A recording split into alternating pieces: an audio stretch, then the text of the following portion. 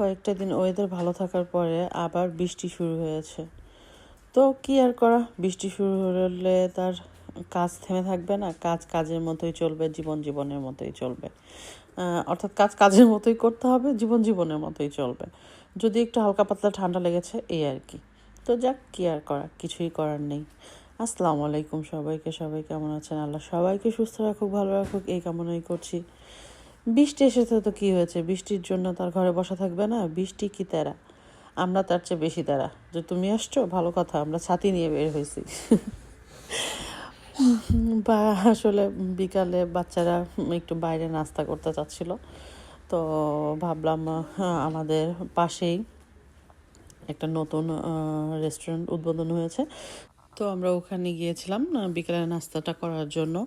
তো এই জায়গাটার নাম হচ্ছে কঙ্কাদরো। ইটালি রোমে যারা আছেন তারা অনেকেই চিনবেন, যেহেতু মেট্রো বি এই কঙ্কাদরোতে আসে, সো সবাই চিনতে পারবেন। তো এখানে যারা আসতে চান আসতে পারেন এই রেস্টুরেন্টটাতে। নতুন উদ্বোধন হয়েছে, আছে মোটামুটি, খারাপ না। তো যাক, আমি আবার একটু রেস্টুরেন্টটার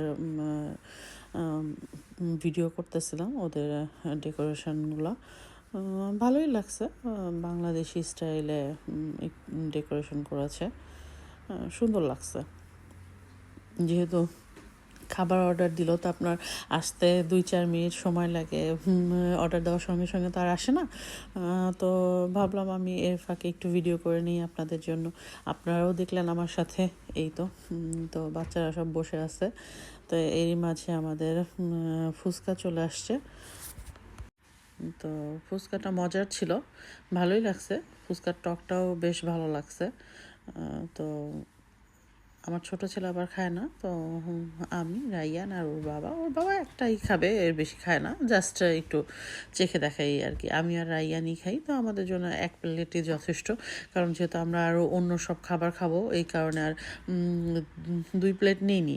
অন্য সব খাবার যেহেতু সাথে থাকে, সেই হিসেবে 1 প্লেট ফুচকাই যথেষ্ট। আর যদি শুধু ফুচকা খেতাম সেক্ষেত্রে হয়তো বা একজনের জন্য একটা প্লেট নিতাম। এখানে যেহেতু তা খাচ্ছি না, তো সেই হিসেবে 1 প্লেট ফুচকাতেই আমাদের 2 জনের হয়ে গেছে। আর খেতে আসছিলাম মেনলি বিকালের নাস্তা, কিন্তু বাচ্চারা পরে বলছে না, তারা হচ্ছে একটু ভারী খাবার খাবে।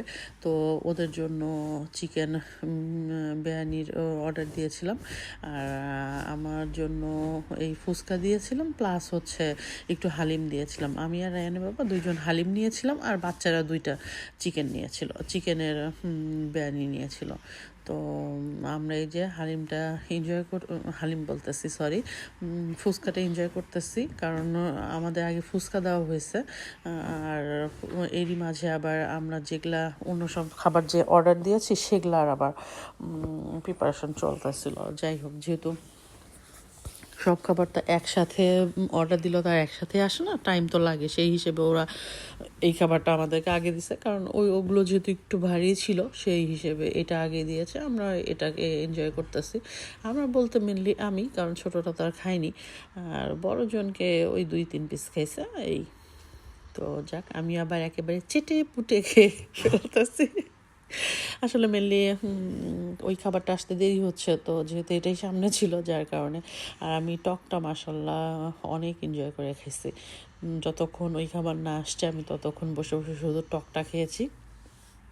তো যাক, এই তো টকও খাওয়া শেষ, কি করব, এখনও পর্যন্ত মেন খাবার আমাদের আসেনি, তো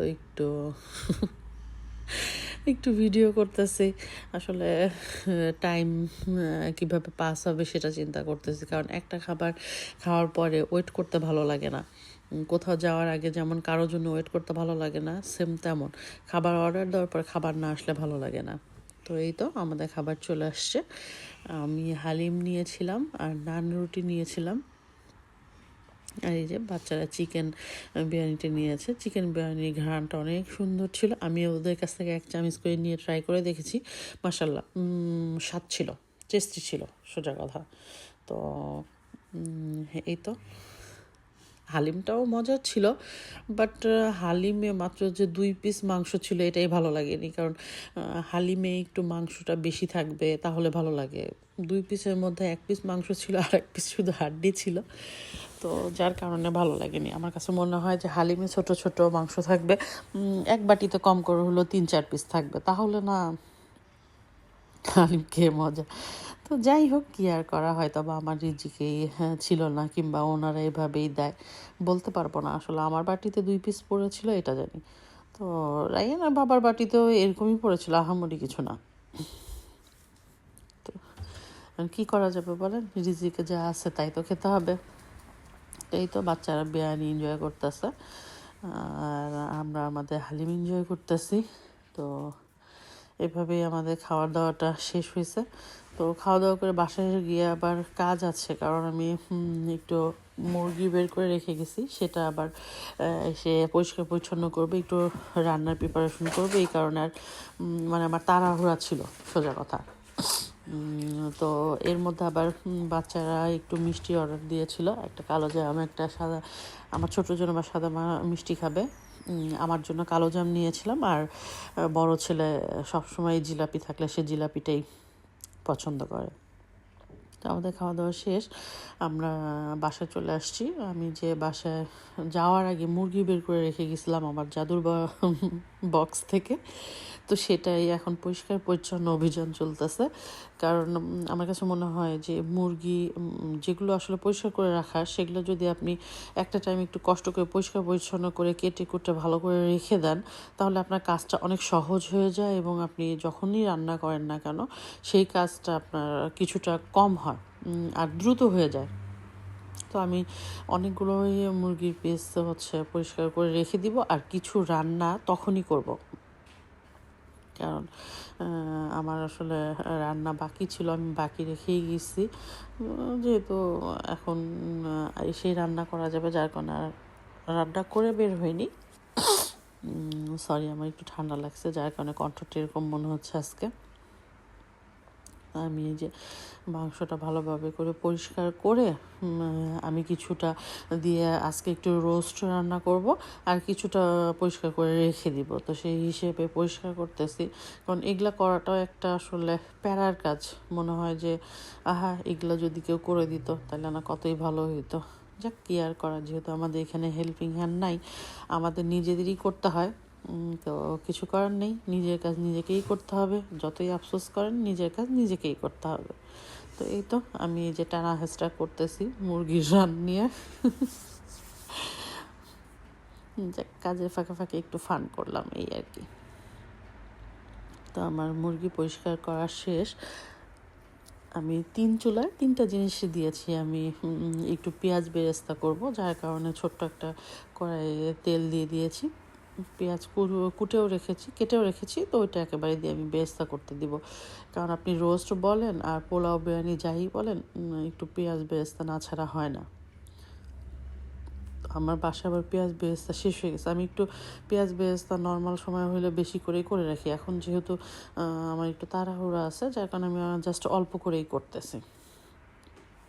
এছাড়া আমি সবসময় একটু পেঁয়াজ বেরেস্তা বেশি করে রেখে দিই, সংরক্ষণ করে রাখি, যেন আমার অনেক দিন যায়, কয়েকদিন, বেশ ভালো কয়েকদিনই যায় যদি আমি একটু বেশি পরিমাণে করি।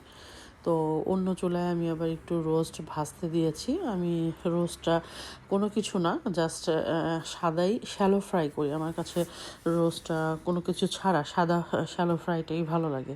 আর বেশি ভাজলে আমার কাছে মনে হয় যে শক্ত হয়ে যায়, মাংস ওরকম টেস্ট থাকে না। তো যাই হোক, এই তো আমার রোস্ট ভাজাও প্রায় শেষ। তো এই তো আমি রোস্টের এক ব্যাচ উঠায়ে আর এক ব্যাচ দিয়ে দিব। তো টোটাল আমি 2 ব্যাচে 7-8 পিস টোটালে রোস্ট রান্না করব, কারণ বাচ্চারা একবার খাবে, আবার একটু রেখে দিব যেন পরেও আবার তারা খেতে পারে। এই সব জিনিস তো সচরাচর সবসময় রান্না করা হয় না, হুটহাট রান্না করা হয়। তো যখনই রান্না করি আমি চেষ্টা করি একটু বেশি করে রান্না করতে, যেন বাচ্চারা 1বার থেকে 2বার খেতে পারে ভালোভাবে। তো সেই হিসেবে রান্নাটা করা। আজকে মেনলি আমি রোস্টটা রান্না করা আপনাদের দেখাবো না, অন্য আরেকদিন দেখাবো অন্য আরেকটা ভিডিওতে। তো আজকে জাস্ট একটু হালকা পাতলা দেখানোর চেষ্টা আর কি। এই তো আর একদিকে তো পেঁয়াজ বেরেস্তার কাজ চলতেছে। আমি সবসময় রান্না করলে দেখা যায় আমার হাতে কাজ যদি বেশি থাকে আমি 3টা চুলা 4টা চুলা একসাথেই ধরাই, নইলে দেখা যায় যে দেরি হয়ে যায়। তো আজকে এ পর্যন্তই। আপনারা ভালো থাকবেন, আমাদের জন্য দোয়া করবেন। খোদা হাফেজ।